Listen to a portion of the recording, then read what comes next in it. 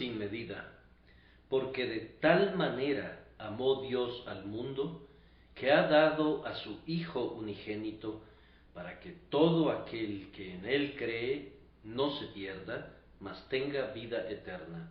Juan 3:16.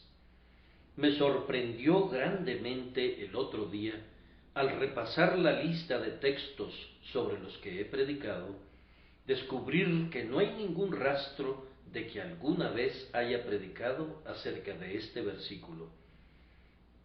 Esto es particularmente llamativo, pues puedo decir con verdad que este versículo puede encabezar todos los volúmenes de mis sermones como el único tema del ministerio de mi vida.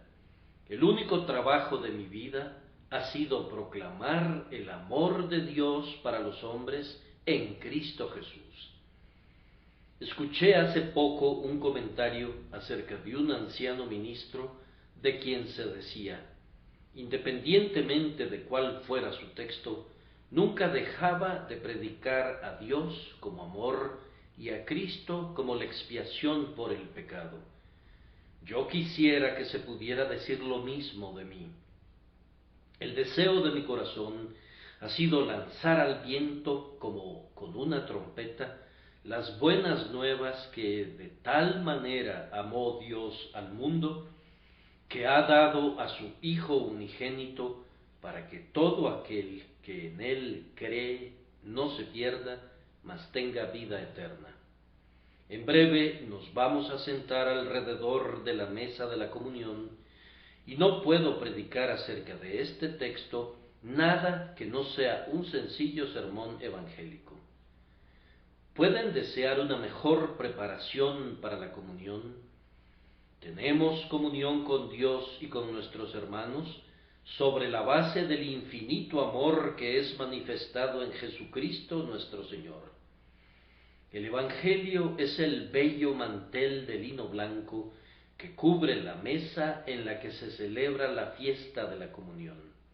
Las verdades más elevadas, esas verdades que pertenecen a una experiencia de mayor luz, esas verdades más ricas que pregonan la comunión con la vida más elevada, todas son de mucha ayuda para la Santa Comunión, pero estoy seguro que no más que esas verdades fundamentales y fundacionales que fueron los medios para que entráramos por primera vez al reino de Dios. Tanto los bebés en Cristo como los hombres en Cristo se alimentan aquí con un alimento común. Vamos, ustedes que son santos entrados en años, sean niños de nuevo, y ustedes que han conocido al Señor por largo tiempo, tomen su primer abecedario y repasen el ABC de nuevo al aprender que de tal manera amó Dios al mundo, que dio a su Hijo para que muriera, para que el hombre pudiera vivir por medio de él. No los estoy invitando a una lección elemental porque ustedes han olvidado las primeras letras, sino más bien porque es una cosa buena refrescar la memoria y es una cosa bendita sentirse joven de nuevo. Lo que de siempre se ha conocido como el abecedario no contiene más que letras, y sin embargo todos los libros en nuestro idioma se escriben utilizando esa fila de letras. Por eso yo los invito a ir otra vez a la cruz, a ir a Él que se desangró en la cruz. Es bueno que todos nosotros regresemos a veces a nuestro punto de partida y nos aseguremos que vamos bien por el camino eterno.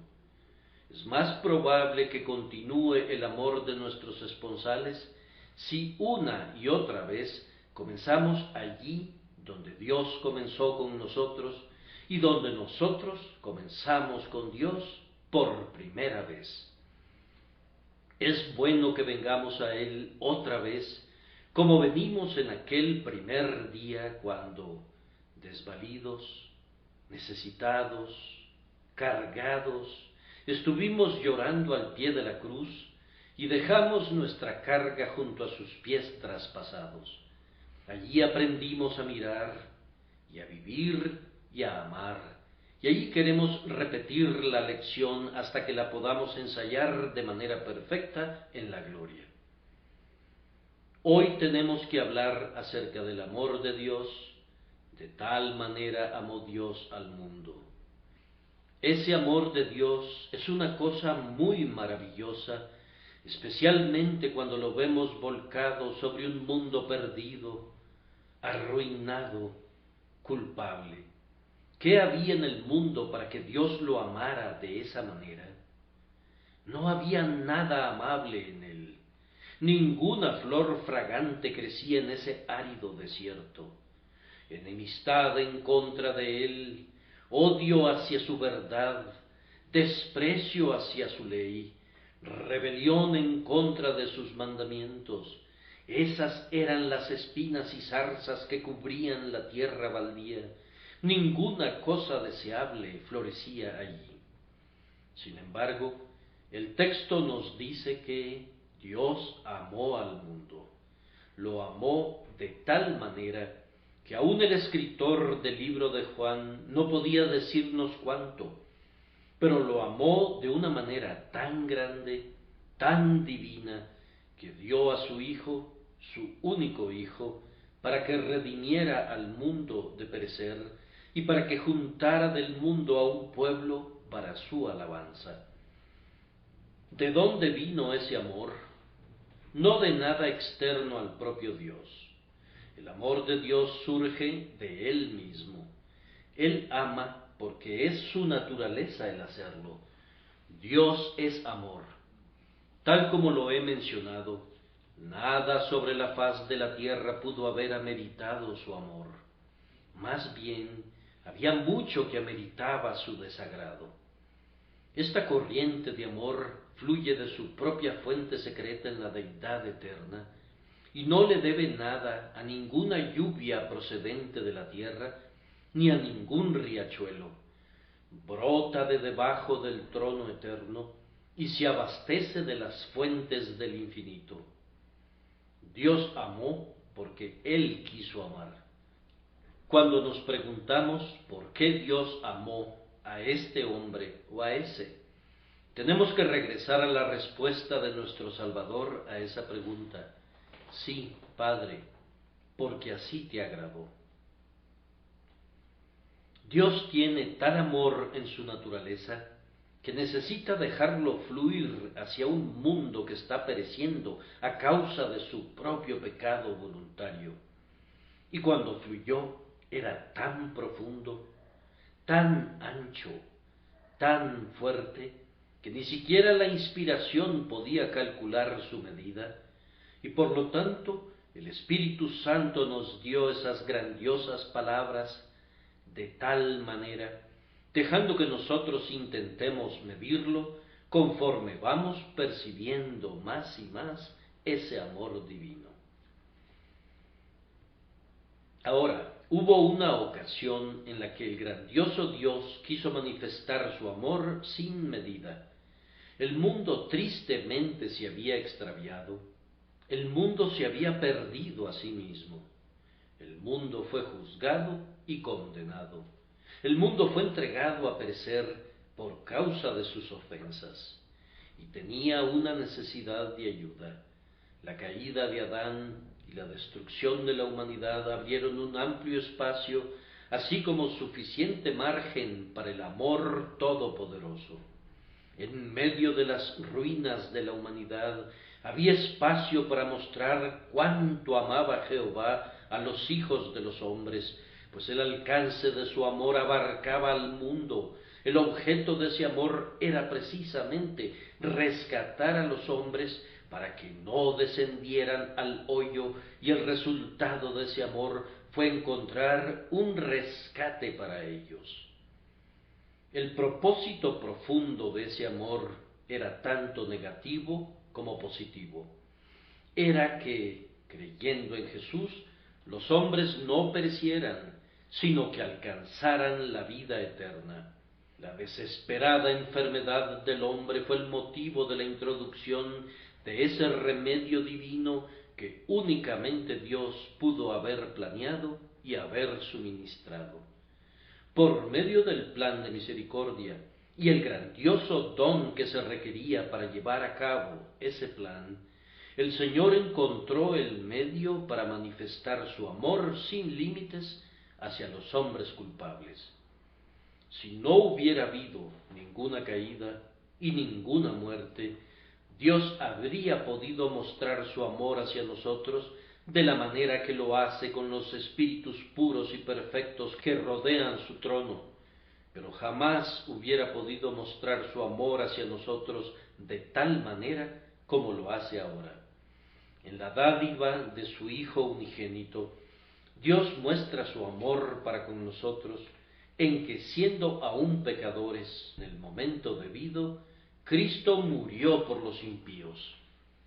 El negro fondo del pecado hace resaltar mucho más claramente el fulgor de la línea del amor. Cuando el relámpago escribe con dedos de fuego el nombre del Señor a lo ancho del oscuro rostro de la tempestad, nos vemos forzados a verlo.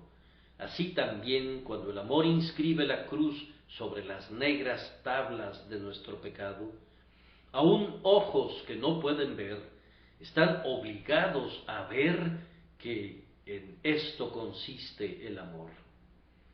Podría tratar mi texto de 1000 maneras diferentes el día de hoy, pero en favor de la simplicidad y para apegarme al único punto de proclamar el amor de Dios, quiero hacerles ver cuán grande es ese amor por medio de 5 consideraciones. La primera consideración es el don, porque de tal manera amó Dios al mundo que ha dado a su Hijo unigénito.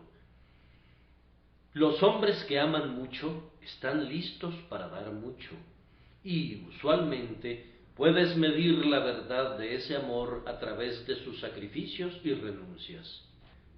Ese amor que no guarda nada para sí, sino que se agota en ayudar y bendecir a su objeto, es el verdadero amor, y no un amor solamente de nombre. El poco amor se olvida de traer el agua para lavar los pies, pero el amor grande quiebra el vaso de alabastro y derrama su valioso perfume. Entonces consideren cuál fue el don que dio Dios. No podría encontrar la expresión correcta sin intentar explicar completamente lo que es esta bendición que no tiene precio. Y no voy a arriesgarme a fracasar al intentar lo imposible. Únicamente los voy a invitar a pensar en la sagrada persona que fue dada por el Padre para demostrar su amor para con los hombres. Se trataba de su unigénito Hijo, su Hijo amado, en quien tenía su complacencia. Ninguno de nosotros ha tenido un hijo así para darlo. Nuestros hijos son hijos de los hombres. El de él era el Hijo de Dios. El Padre dio parte de sí mismo a él, que era uno con él. Cuando el grandioso Dios dio a su Hijo, estaba dando a Dios mismo, pues Jesús, en su naturaleza eterna, no es menos que Dios. Cuando Dios dio a Dios por nuestra causa, se estaba dando a sí mismo. ¿Quién puede medir este amor? Ustedes que son padres, juzguen cuánto aman a sus hijos. ¿Podrían entregarlos a la muerte por causa de sus enemigos? Ustedes que tienen un hijo único, juzguen cuán entrelazados están sus corazones a su primogénito, a su unigénito hijo. ¿No hubo una mayor prueba de amor de Abraham hacia Dios que cuando no vaciló en entregarle a su hijo, a su único hijo, a su Isaac amado? Y ciertamente no puede haber una mayor manifestación de amor que la del eterno Padre al entregar a su unigénito Hijo a la muerte por nosotros. Ningún ser viviente está dispuesto a perder a su prole. El hombre sufre un dolor muy agudo cuando pierde un hijo. ¿Acaso Dios no lo sufre aún más? Hay una historia muy popular relativa al cariño de unos padres para con sus hijos. La historia relata que hubo hambre en la tierra, en el este, y que un padre y una madre se vieron sin absolutamente nada que comer, y la única posibilidad de preservar la vida de la familia era vender a uno de los hijos para que fuera un esclavo. Así que los padres consideraron el asunto. El tormento del hambre se volvió intolerable, y las súplicas de sus hijos pidiendo pan tiraban dolorosamente de las cuerdas de sus corazones, de tal manera que tuvieron que retomar seriamente la idea de vender a uno de ellos para salvar la vida de todos los demás. Tenían 4 hijos. ¿Cuál de ellos debía ser vendido? Ciertamente no debía ser el mayor. ¿Cómo podrían deshacerse de su primogénito? El segundo era tan extrañamente parecido a su padre que parecía una réplica de él, y la madre dijo que ella nunca se separaría de él. El tercero era tan singularmente como su madre que el padre dijo que preferiría morir antes que este querido hijo se convirtiera en un esclavo. Y en cuanto al cuarto hijo, él era el Benjamín, su último hijo, su amado hijo, y no podían separarse de él. Finalmente concluyeron que era mejor que murieran todos juntos que separarse voluntariamente de alguno de sus hijos. ¿No simpatizan ustedes con esos padres? Veo que sí simpatizan. Sin embargo, Dios nos amó de tal manera que, para decirlo con mucha fuerza, parecería que nos amó más que a su único hijo y no lo libró a él para perdonarnos a nosotros. Dios permitió que su hijo pereciera de entre todos los hombres para que todo aquel que en él cree no se pierda, mas tenga vida eterna. Si deseas ver el amor de Dios en este gran procedimiento, debes considerar cómo dio Él a su Hijo. Él no entregó a su Hijo, como tú lo podrías hacer, a alguna profesión en la consecución de la cual podrías gozar de su compañía, sino que mandó a su Hijo al exilio entre los hombres. Lo envió a la tierra, a aquel pesebre, unido en una perfecta humanidad que al principio estaba contenida en la forma de un infante. Allí dormía donde se alimentaban unos bueyes de largos cuernos. El Señor Dios envió al heredero de todas las cosas para que trabajara en el taller de un carpintero, martillando clavos, usando el serrucho, empujando el cepillo. Lo envió en medio de escribas y fariseos, cuyos ojos astutos lo vigilaban y cuyas lenguas viperinas lo azotaban con viles calumnias. Lo envió a la tierra para que sufriera hambre y sed en medio de una pobreza tan terrible que no tenía un lugar donde apoyar su cabeza. Lo envió a la tierra para que lo azotaran y lo coronaran de espinas y le dieran de puñetazos y le abofetearan. Al fin lo entregó a la muerte de un criminal, la muerte del crucificado. Contemplen esa cruz y vean la angustia de quien muere en ella y observen de qué manera el Padre lo ha entregado, que esconde su rostro ante él, y parecería como que no lo reconoce. Lama Sabactani nos revela de qué manera tan completa Dios entregó a su Hijo para rescatar las almas de los pecadores. Lo entregó para que fuera hecho maldición por nosotros. Lo entregó para que muriera el justo por los injustos, para llevarnos a Dios. Queridos amigos, yo puedo entender que ustedes se separen de sus hijos para que vayan a la India en el servicio de su Majestad, o para que vayan como misioneros a Camerún o al Congo en el servicio de nuestro Señor Jesús. Puedo entender muy bien que los entreguen aún a pesar del espectro frente a ustedes de un clima que respira peste, pues si mueren, habrán muerto honorablemente por una gloriosa causa. Pero, ¿acaso podrían pensar en una separación que los conducirá a la muerte de un criminal sobre un patíbulo, execrados por aquellas mismas personas a quienes buscaban bendecir, despojados de las ropas de su cuerpo y abandonados completamente en su mente?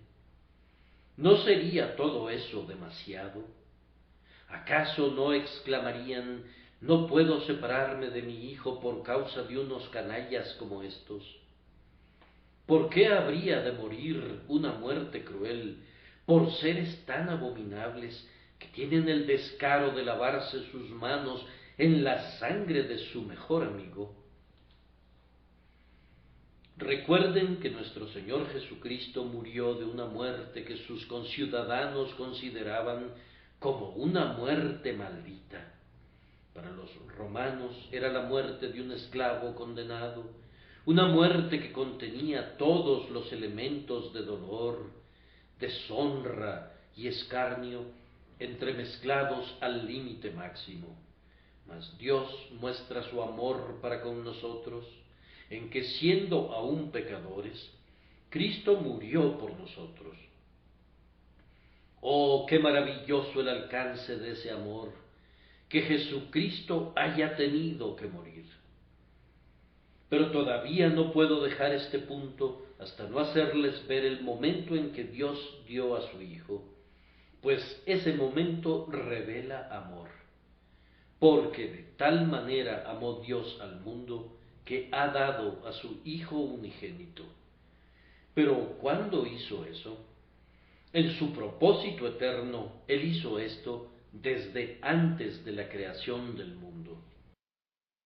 Las palabras utilizadas aquí, ha dado a su Hijo unigénito, no pueden referirse exclusivamente a la muerte de Cristo, pues Cristo no estaba muerto en el momento en que se expresaron las palabras de este tercer capítulo de Juan.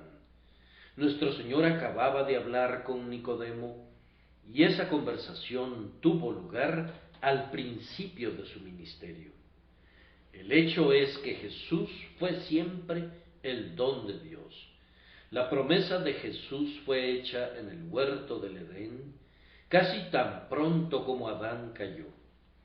En el punto donde se llevó a cabo nuestra ruina, un libertador fue provisto cuyo calcañar debía ser herido, pero que destrozaría la cabeza de la serpiente bajo su pie. A lo largo de todas las edades, el Padre grandioso mantuvo su don. Él siempre vio a su unigénito como la esperanza del hombre, la herencia de la simiente elegida, que en él poseería todas las cosas. En cada sacrificio, Dios renovaba su don de gracia, reafirmando que Él había provisto el don y que nunca retiraría su promesa. Todo el sistema de tipos bajo la ley apuntaba a que en el cumplimiento del tiempo el Señor verdaderamente entregaría a su Hijo para que, naciendo de una mujer, cargara con las iniquidades de su pueblo y muriera en lugar de ellos. Yo admiro grandemente la persistencia de este amor, porque muchos hombres, en un momento de generosa excitación, pueden llevar a cabo un acto supremo de benevolencia, y sin embargo no podrían soportar mirar ese acto con toda calma y considerarlo un año y otro año. El fuego lento de la anticipación habría sido intolerable. Si el Señor quisiera llevarse a aquel niño lejos de su madre, Ella soportaría el golpe con cierta paciencia, aunque sería algo terrible para su corazón sensible. Pero supongan que ella es informada de manera fidedigna que en el día tal y tal su niño debe morir, y tener que verlo así, año tras año, como un muerto. ¿Acaso no traería esto un nublado muy oscuro sobre cada hora de su vida futura? Supongan también que ella sabe que el hijo va a ser colgado de un madero para que muera como un condenado. ¿No amargaría esto su existencia? Si ella pudiera sustraerse de esta calamidad, ¿no lo haría? Seguramente que lo haría. Sin embargo, el Señor Dios no escatimó a su propio Hijo, sino que voluntariamente lo entregó por todos nosotros, entregándolo en su corazón a través de las edades. En esto se demuestra el amor, un amor que muchas aguas no pueden apagar, amor eterno, inconcebible, infinito. Entonces, como este don se refiere no sólo a la muerte de nuestro Señor, sino a todas las edades que la precedieron, de la misma manera incluye también todas las edades posteriores. Dios de tal manera amó al mundo que ha dado y todavía da a su Hijo unigénito para que todo aquel que en Él cree no se pierda, mas tenga vida eterna. El Señor está entregando a Cristo el día de hoy. Oh, que miles de ustedes acepten con gozo el don indecible. ¿Alguien lo va a rechazar? Este don bueno, este don perfecto, ustedes dirán que no lo quieren recibir. Oh, que ustedes pudieran tener fe para aferrarse a Jesús, pues así Él será de ustedes. Él es el don gratuito para los que lo reciben gratuitamente. Un Cristo con toda su abundancia para llenar a los pecadores vacíos. Si ustedes pueden simplemente estirar su mano vacía, pero decidida, el Señor les dará a Cristo en este mismo momento. Nada es más gratuito que un don. Nada es más digno de tenerse que un don que nos viene directamente de la mano de Dios, tan lleno de poder efectivo como siempre lo ha sido. La fuente es eterna, pero la corriente que fluye de ella es tan fresca como cuando la fuente se abre por primera vez. Este don no puede extinguirse. Amado Cordero moribundo, tu sangre preciosa nunca perderá su poder hasta que toda la iglesia de Dios rescatada sea salvada para no pecar más. Vean entonces cuál es el amor de Dios que dio a su Hijo desde el principio y nunca ha revocado su don. Él cumple con dar su don y continúa todavía dando a su querido Hijo a todos aquellos que quieren aceptarlo. De las riquezas de su gracia Él ha dado, está dando y dará al Señor Jesucristo y todos los dones inapreciables que en Él están contenidos a todos los pecadores necesitados que quieran simplemente confiar en Él. Con base en este primer punto, los exhorto a admirar el amor de Dios debido a la grandiosa trascendencia de su don para el mundo, el don de su unigénito Hijo. En segundo lugar, observamos ahora, y pienso que puedo decir que lo hacemos con igual admiración, el amor de Dios en el plan de salvación. Él lo ha expresado así, para que todo aquel que en Él cree no se pierda, mas tenga vida eterna. El camino de la salvación es extremadamente sencillo de entender y extremadamente fácil de practicar, tan pronto el corazón es llevado a querer y a obedecer. El método del pacto de gracia dista tanto del método del pacto de obras como la luz dista de las tinieblas. No se dice que Dios ha dado a su Hijo a todos aquellos que guardan su ley, pues no la podemos guardar, y por lo tanto el don no estaría disponible para ninguno de nosotros. Ni tampoco se dice que Él ha dado a su Hijo a todos aquellos que experimentan una desesperación terrible y un remordimiento amargo, porque eso no lo sienten muchos, que sin embargo forman el propio pueblo del Señor. Pero el grandioso Dios ha dado a su Hijo para que todo aquel que en Él cree no se pierda. La fe, sin importar cuán débil sea, salva al alma. La confianza en Cristo es el camino seguro de la felicidad eterna. Ahora, ¿qué significa creer en Jesús? Es sencillamente esto, que ustedes se confíen a Él. Si sus corazones están listos, aunque nunca antes hayan creído en Jesús, yo espero que ustedes crean en Él ahora.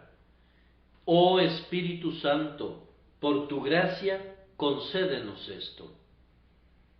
¿Qué significa creer en Jesús?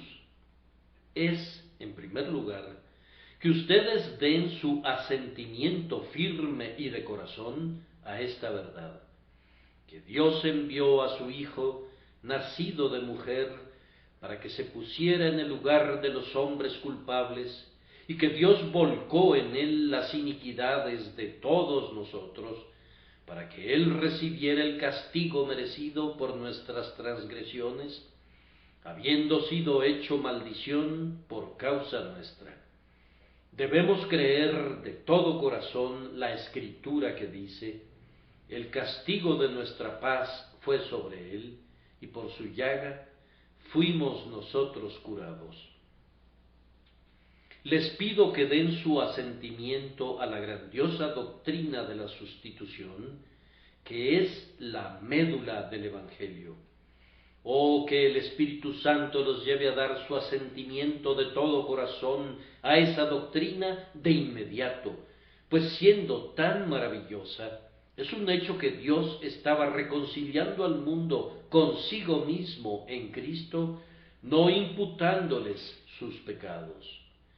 Oh, deseo que ustedes pudieran sentir el gozo de que esto es verdad y pudieran estar agradecidos de que un hecho tan bendito es revelado por el propio Dios. Crean que el sacrificio sustitutivo del Hijo de Dios es cierto. No presenten objeciones al plan, no cuestionen su validez o su eficacia, como muchas personas lo hacen. Ay, ellos pisotean el grandioso sacrificio de Dios y lo consideran un triste invento. En cuanto a mí, puesto que Dios ha ordenado salvar al hombre por medio de un sacrificio sustitutivo, gozosamente estoy de acuerdo con su método y no veo ninguna necesidad de hacer algo más, sino admirar ese plan y adorar a su autor.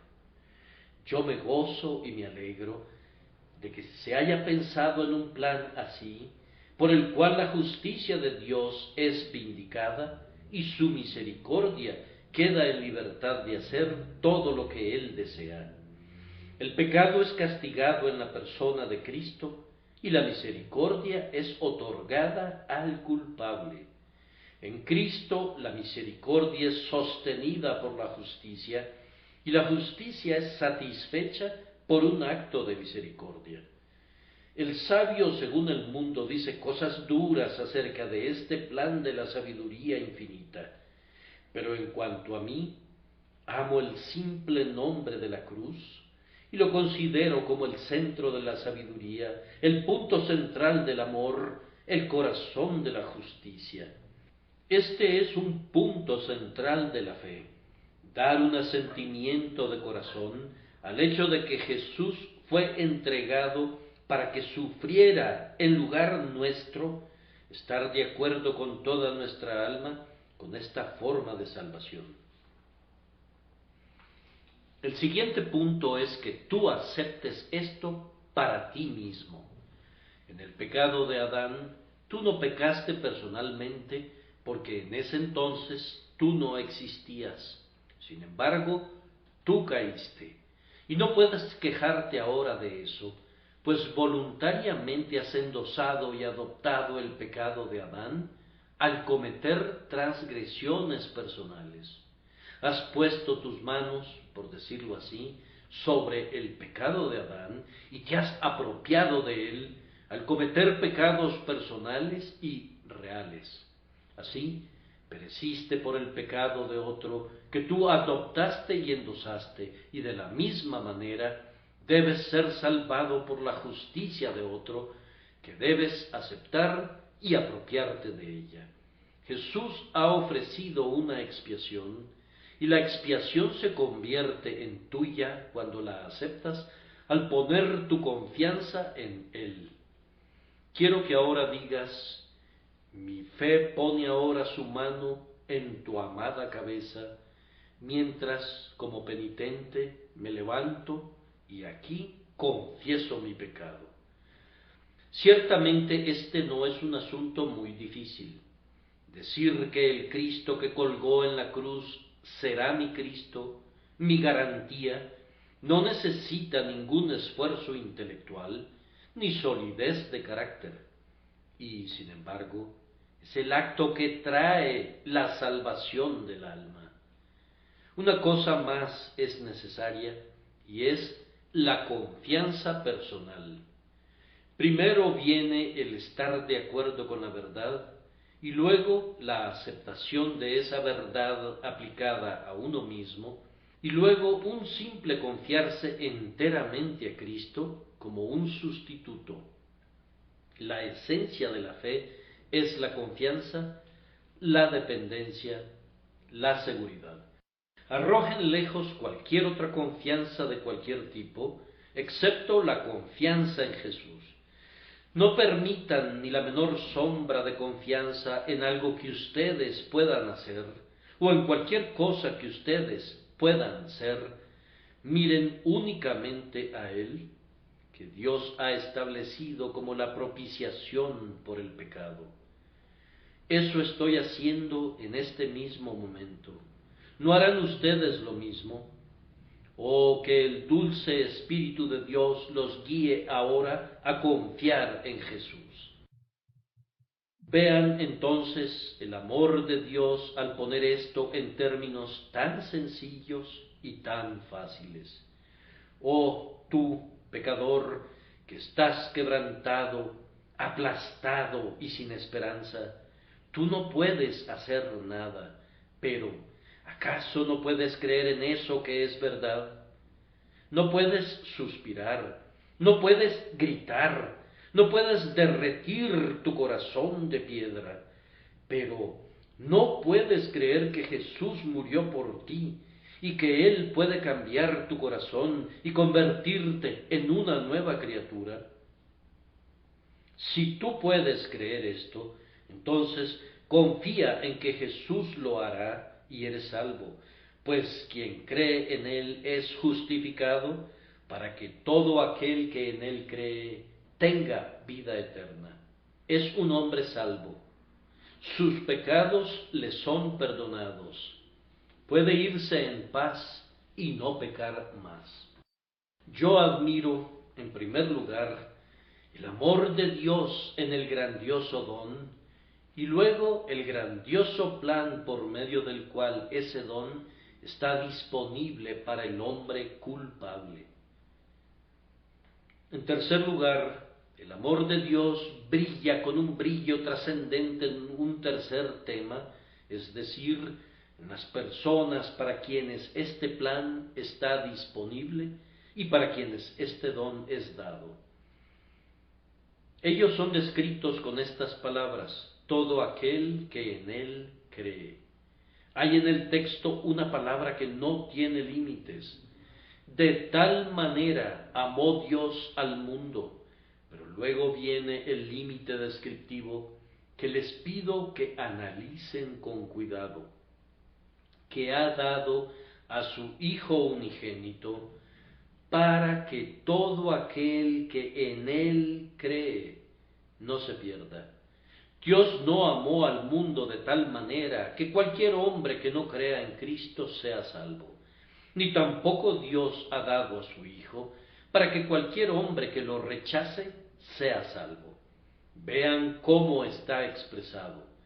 De tal manera amó Dios al mundo que ha dado a su Hijo unigénito, para que todo aquel que en Él cree no se pierda. Aquí está el límite del amor. Mientras que cada incrédulo está excluido, cada creyente está incluido. Todo aquel que en Él cree. Supongan que hay un hombre que ha sido culpable de todos los placeres de la carne hasta un grado infame. Supongan que es tan detestable que solamente se le puede tratar como a un leproso moral y debe ser encerrado en una casa aparte por temor de que contamine a los que lo escuchen o lo vean. Pero si ese hombre cree en Jesucristo, será limpiado de inmediato de su corrupción y no perecerá por causa de su pecado. Y supongan que hay otro hombre que, en la persecución de motivos egoístas, ha abatido al pobre, ha robado a sus clientes e inclusive ha ido tan lejos hasta cometer un crimen real del cual la ley ha tomado reconocimiento. Y, sin embargo, si cree en el Señor Jesucristo, será llevado a restituir y sus pecados le serán perdonados. Una vez escuché la historia de un predicador que hablaba a un grupo de hombres encadenados, condenados a muerte por homicidio y por otros crímenes. Ellos eran tal manada de bestias, según las apariencias exteriores, que parecía una empresa sin esperanza predicarles a ellos. Sin embargo, si yo fuera el capellán de esa compañía de hombres degradados, no dudaría en decirles que de tal manera amó Dios al mundo, que ha dado a su Hijo unigénito, para que todo aquel que en Él cree no se pierda, mas tenga vida eterna. Oh hombre, si crees en Jesús como el Cristo, no importa cuán horrible hayan sido tus pecados del pasado, serán borrados, serás salvo del poder que ejercen sobre ti tus hábitos malos, y comenzarás de nuevo como un recién nacido, con una vida nueva y verdadera que Dios te dará. Todo aquel que en Él cree, eso te incluye a ti, anciano amigo, que estás a solo unos pasos vacilantes de la tumba. Oh pecador de cabellos canos, si tú crees en Él, no perecerás. El texto también te incluye a ti, mi joven amigo, que escasamente has entrado en la adolescencia. Si crees en Él, no perecerás. Eso te incluye a ti, hermosa joven, y te da esperanza y gozo cuando todavía eres joven. Eso nos incluye a todos nosotros, siempre y cuando creamos en el Señor Jesucristo. Ni siquiera los diablos en el infierno pueden encontrar razón alguna para que el hombre que cree en Cristo se pierda, pues está escrito, y al que a mí viene, no le echo fuera. Si acaso comentan, Señor, ¿le ha tomado tanto tiempo venir? El Señor responde, ¿ha venido? Entonces no lo voy a echar fuera debido a todas sus demoras. Pero Señor, él recayó después de hacer una profesión de fe. ¿Ha venido finalmente? Entonces no lo voy a echar fuera debido a todas sus recaídas. Pero Señor, él es un blasfemo de boca muy sucia. ¿Ha venido a mí? Entonces no lo voy a echar fuera debido a todas sus blasfemias. Pero alguien podrá decir, yo no creo en la salvación de este hombre malvado. Se ha comportado de manera tan abominable que con toda justicia debe ser enviado al infierno. Correcto, pero si él se arrepiente de su pecado y cree en el Señor Jesucristo, no importa quién sea, no será enviado al infierno. Su carácter será cambiado de tal manera que no perecerá jamás, sino que tendrá vida eterna. Ahora observen que esta expresión todo aquel tiene un gran alcance, pues incluye a todos los diferentes grados de fe. Todo aquel que en él cree. Puede ser que él no esté completamente seguro, puede ser que él no esté seguro del todo, pero si tiene fe que sea verdadera y sea como la fe de un niño, por esa fe será salvo. Aunque su fe sea tan diminuta que yo me tengo que poner mis lentes para verla, sin embargo, Cristo la verá y la recompensará. Su fe puede ser tan solo como un granito de mostaza, de tal forma que yo la busco y la busco de nuevo, pero la discierno con dificultad. Sin embargo, esa fe le trae vida eterna y es en sí misma una cosa viva. El Señor puede ver dentro de ese granito de mostaza un árbol en cuyas ramas las aves del cielo harán sus nidos. Mi fe es débil, lo confieso, apenas confío en tu palabra, pero ¿por eso tendrás menos misericordia? Lejos de ti está eso, Señor. Oh Señor Jesús, si yo no puedo tomarte en mis brazos como lo hizo Simeón, al menos voy a tocar el borde de tu vestido como la pobre enferma lo hizo, y fluyó de ti la virtud de salvar. Está escrito, porque de tal manera amó Dios al mundo, que ha dado a su Hijo unigénito, para que todo aquel que en él cree no se pierda, mas tenga vida eterna. Yo estoy incluido allí. No puedo predicar indefinidamente hoy, pero quisiera predicar con poder. Oh, que esta verdad remoje las almas de ustedes.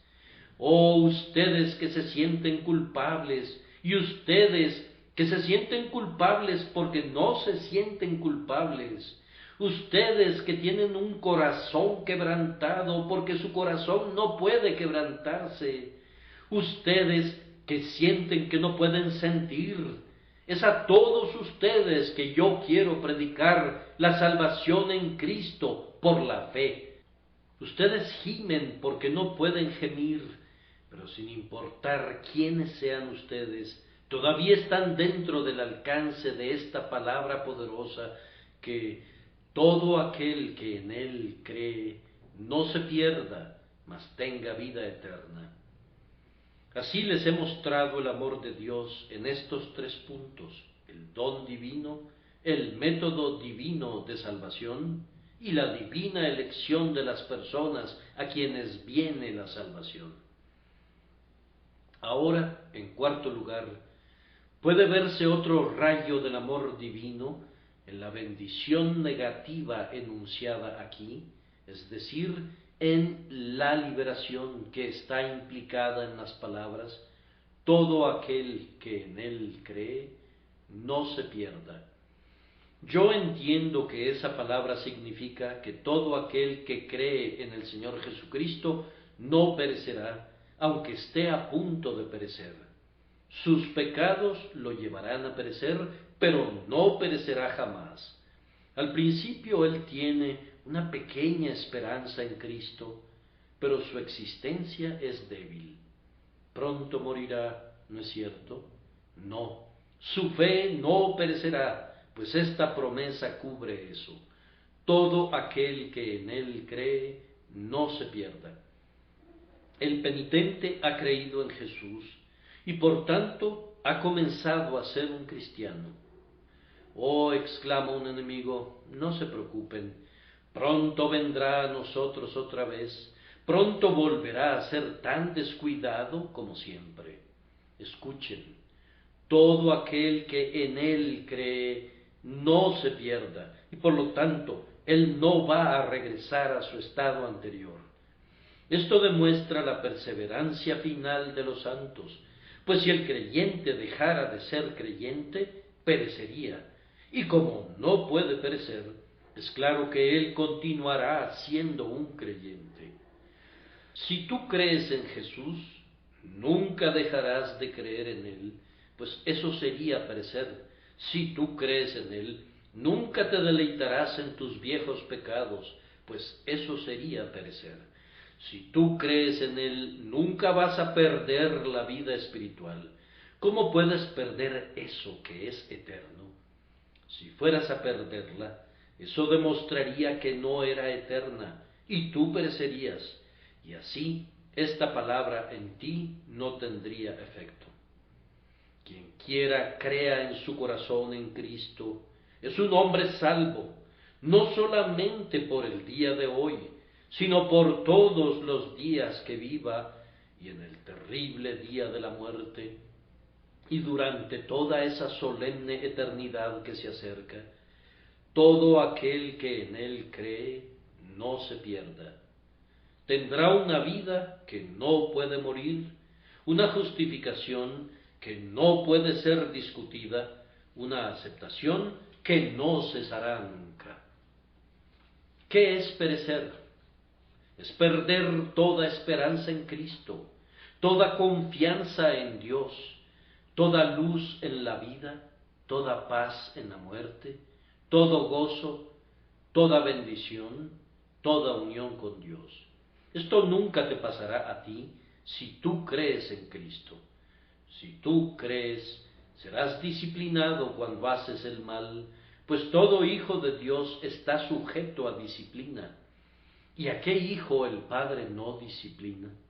Si tú crees, puede ser que dudes y tengas temor acerca de tu estado, de la misma manera que un hombre a bordo de un barco puede ser sacudido de un lado al otro, pero tú te has subido a un barco que nunca se hundirá. Quien tiene unión con Cristo, tiene unión con la perfección, con la omnipotencia y con la gloria. El creyente es un miembro de Cristo. ¿Acaso Cristo perderá alguno de sus miembros? ¿Cómo podría ser perfecto Cristo si perdiera su dedo meñique? ¿Pueden los miembros de Cristo echarse a perder o desprenderse? Imposible. Si tú tienes fe en Cristo, entonces eres partícipe de la vida de Cristo y tú no puedes perecer. Si algunas personas estuvieran tratando de ahogarme, no podrían ahogarme hundiendo mi pie en el agua, estando mi cabeza por sobre el nivel del agua. Y en tanto que nuestra cabeza esté por sobre el nivel del agua, allá arriba en la luz del sol eterno, el más pequeño miembro de su cuerpo no puede ser destruido jamás. Quien cree en Jesús está unido a Él y debe vivir porque Jesús vive. Oh, qué palabra es esta. Mis ovejas oyen mi voz y yo las conozco y me siguen. Y yo les doy vida eterna y no perecerán jamás, ni nadie las arrebatará de mi mano. Mi Padre que me las dio es mayor que todos y nadie las puede arrebatar de la mano de mi Padre. Yo siento que tengo un evangelio glorioso que predicar a ustedes cuando leo que todo el que cree en Jesús no perecerá. Yo no daría ni un centavo por ese disparate, la salvación temporal que algunos proclaman, que hace flotar al alma durante un tiempo, pero que luego la hunde en la apostasía. Yo no creo que el hombre que una vez está en Cristo pueda vivir en pecado y deleitarse en él y aún así ser salvo. Esa es una enseñanza abominable que no comparto en lo absoluto.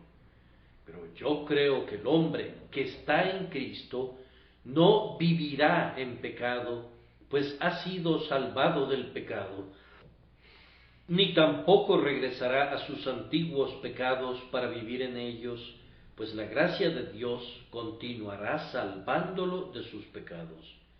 Un cambio de tal magnitud es obrado por la regeneración, que el hombre regenerado no puede vivir en el pecado, sino que ama la santidad y progresa en ella.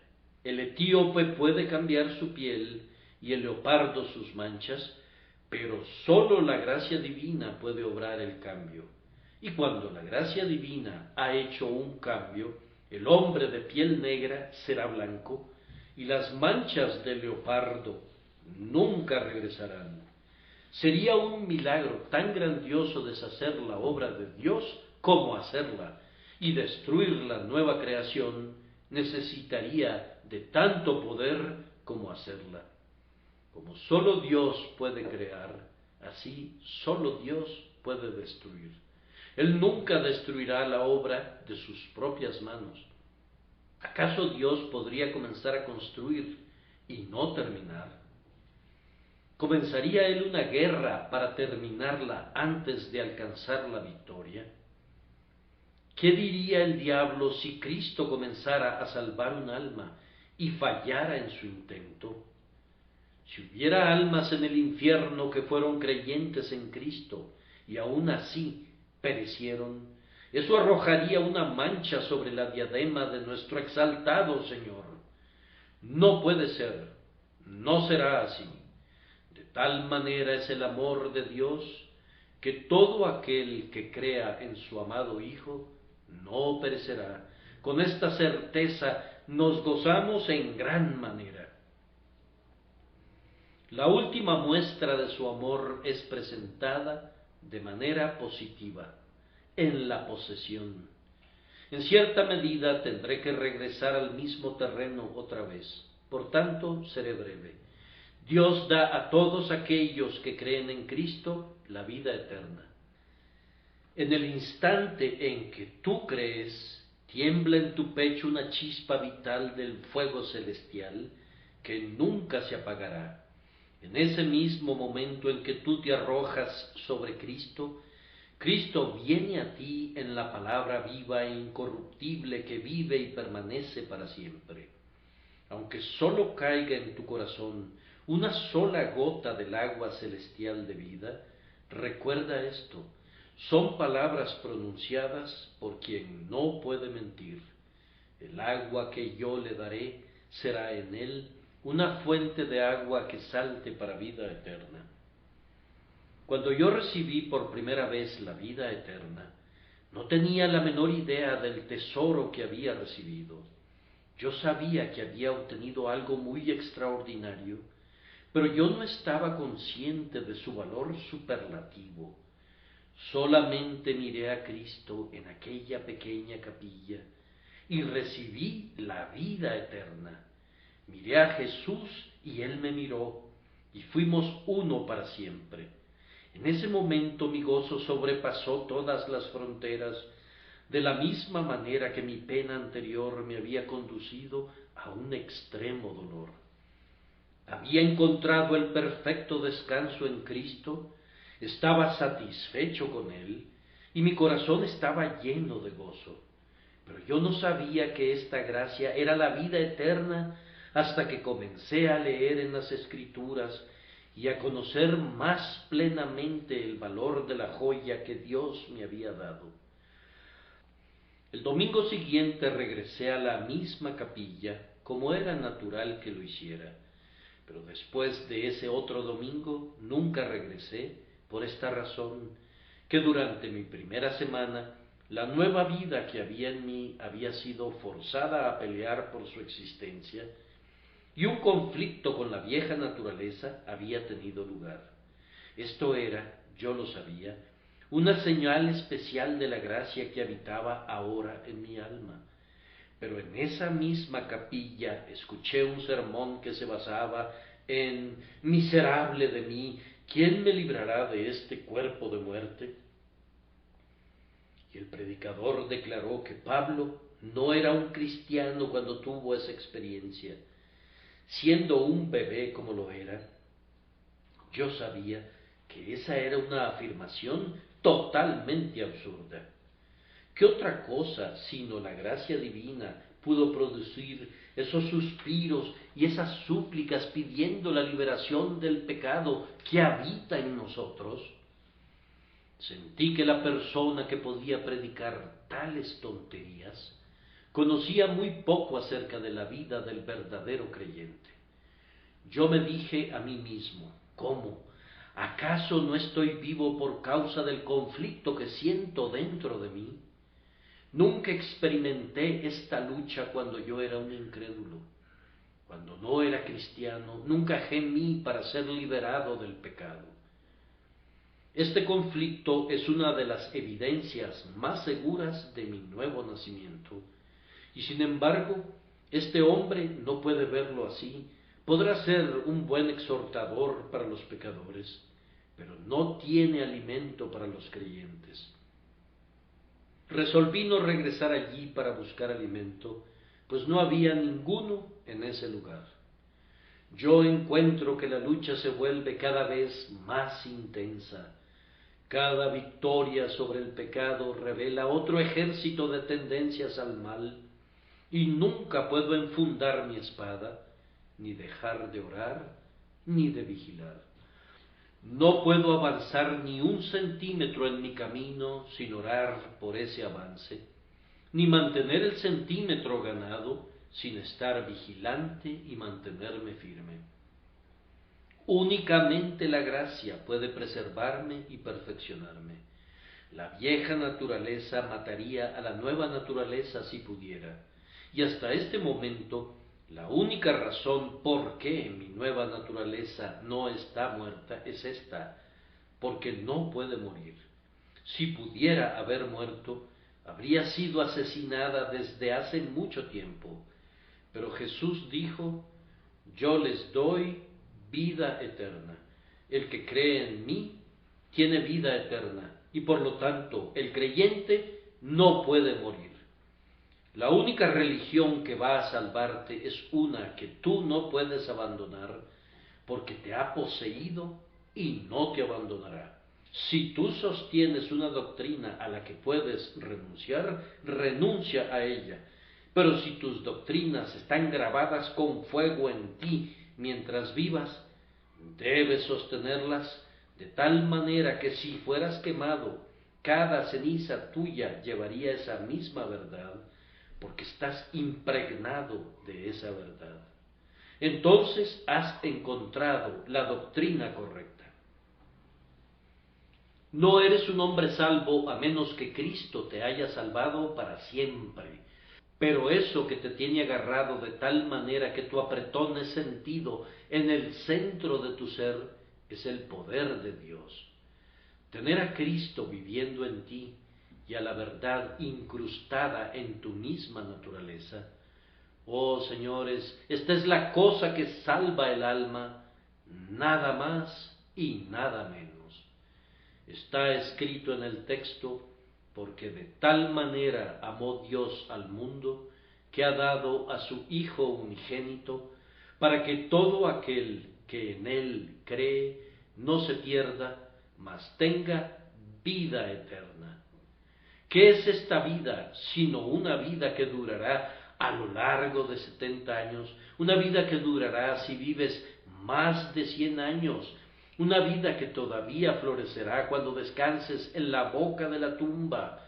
Una vida que permanecerá cuando hayas abandonado tu cuerpo y lo hayas dejado pudriéndose en la tumba. Una vida que continuará cuando tu cuerpo sea levantado de nuevo y estés ante el trono del juicio de Cristo. Una vida que brillará más que esas estrellas y que aquel sol y la luna. Una vida que será de la misma duración que la vida del Padre eterno. Mientras haya un Dios, el creyente no solamente existirá, sino que vivirá. Mientras haya un cielo, tú lo gozarás. Mientras haya un Cristo, vivirás en su amor. Mientras haya una eternidad, tú continuarás llenándola con deleite. Dios los bendiga y los ayude a creer en Jesús. Amén.